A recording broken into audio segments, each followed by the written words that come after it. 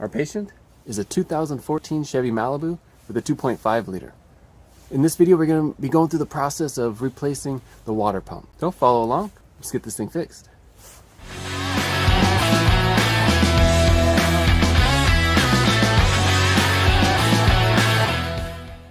First thing we want to do is raise the vehicle up, put it on jack stands. We're going to be getting under so we can drain the coolant. And that'll be our first. We want to drain the coolant on the passenger side here.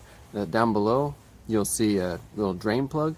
So we'll get underneath, put a pan under, crack that drain plug, and get the coolant. So this is the coolant reservoir or the degas bottle.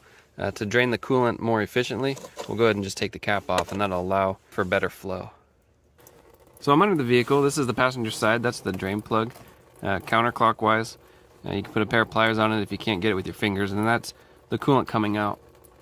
And then it'll just drip on the back of this. If you open it up too much, like I did, that stream will shoot and way past here, and it'll start. Let me see if I can show you. See how it's even way back there? I overshot, so I tightened this up just a little more so the stream is more contained, and it just drips down the back of that into my catch. And that's another reason why I like using these Tupperwares, because it's really long.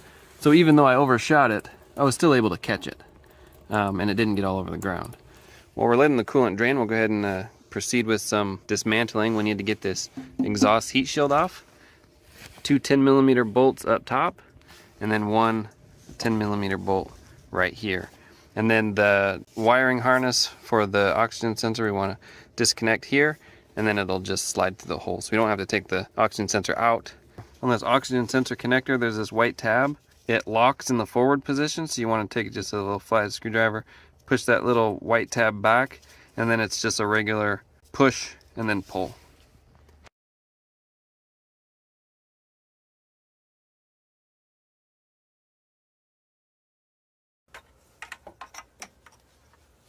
Some sweet wiggling moves, we got it off.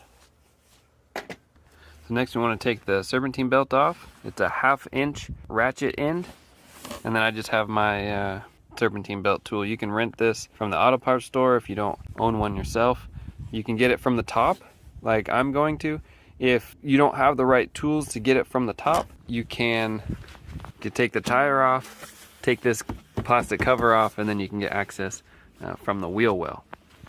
But with the right toolage, you should be able to get it from up top like I will. So once the serpentine belt is off the water pump, now we can take our tool out and then pull the serpentine belt out. The reason why we wanted to get the belt out completely is if we get coolant on it, then we ruin the belt and it'll just squeak from then on, and we don't want that. So to preserve the belt, we'll just take it all the way out. So this is the cool part. The new water pump, if you look at where the bolt holes are, there's 1, 2, 3, 4. So that's all we have to get out to replace this water pump. The service manual has you remove this entire assembly. It has you remove this water bypass here, has you remove this hose, and there's a couple bolts, and this whole chunk of assembly comes out in order to replace the water pump. You don't have to. If you notice the 4 bolts, there's one here, one down here, and then there's one on the other side that you can get to by sticking your hand around the back of the exhaust with an extension. You'll just have to feel it, but you'll get that socket on it and you'll go, oh, there it is. Buzz it out, and that's it. These 4 bolts, this separates, and the water pump is out. A lot faster and a lot less parts that need to be removed. Some of these seals, there's a seal where this housing bolts to the engine. There's this seal here. Some of those seals are dealer parts only. Why risk messing up a seal that you can only get from the dealer? So we're going to do it this way. The new one comes with a new gasket.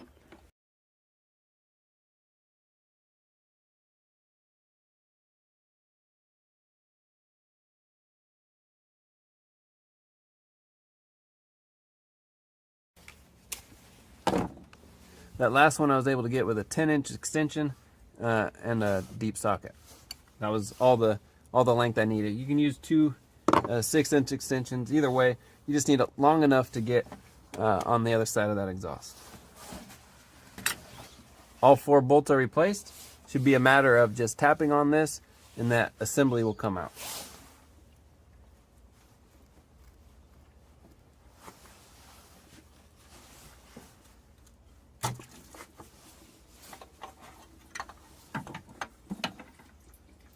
And there it is.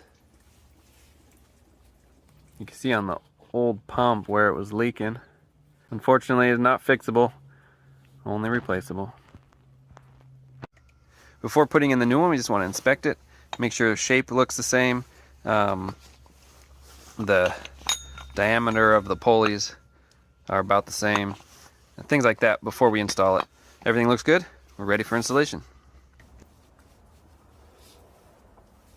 Alright, got the new gasket in. We don't need to put any sealer or anything on it. This rubber gasket by itself is enough. So remember, this tab goes in.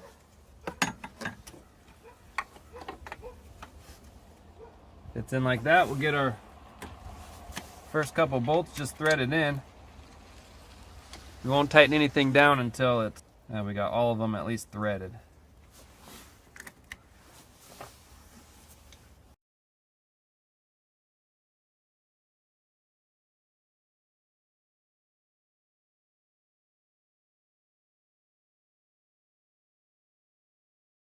So now that everything is finger tight, we can go ahead and tighten them down with a wrench. I don't have torque specs on this. I tried looking it up. I couldn't find anything. If you don't have torque specs, that's okay. You can still go by how it felt breaking it loose. We know that this is aluminum and it has a rubber gasket, so it doesn't need to be crazy tight. So how we'll tighten this is in a crisscross pattern. We'll start up, we'll go diagonal, up, diagonal, and that'll be good enough.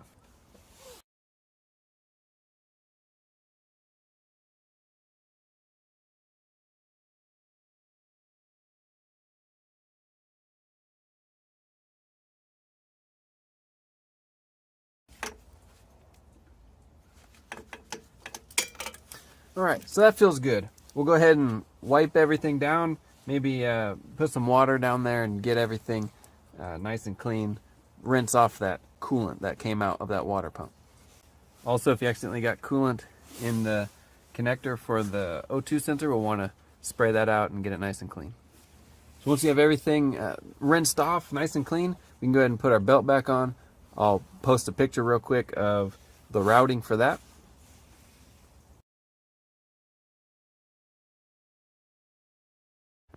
Alright, we got the belt back on. We're going to leave the heat shield for last. That'll allow any coolant or anything we got on the exhaust to just burn off. And then if we have any leaks or anything, that's just one less thing to pull off, just in case we need to pull anything else back off.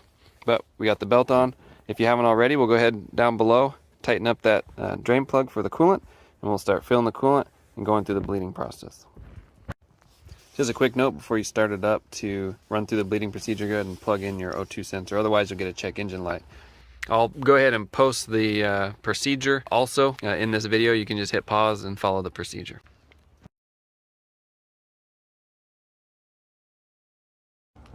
After you've gone through the bleeding procedure, if you haven't already, go ahead and put your exhaust heat shield back on, plug that back in, and that's it. You're good to go.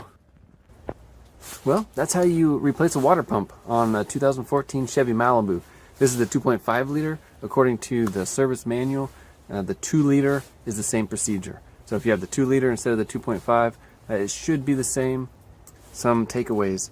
The only suggestion I would have is to use the right coolant for your vehicle. They make universal coolant. I don't have anything against those for topping off, but you're going to lose more than a gallon of coolant during this process. In that case, I recommend using what the manufacturer recommends for this vehicle. For just a couple dollars more, you get the right coolant and do the job right. Other than that, it's a pretty simple, straightforward job. You can do it. So, thanks for watching. We'll see you on the next one.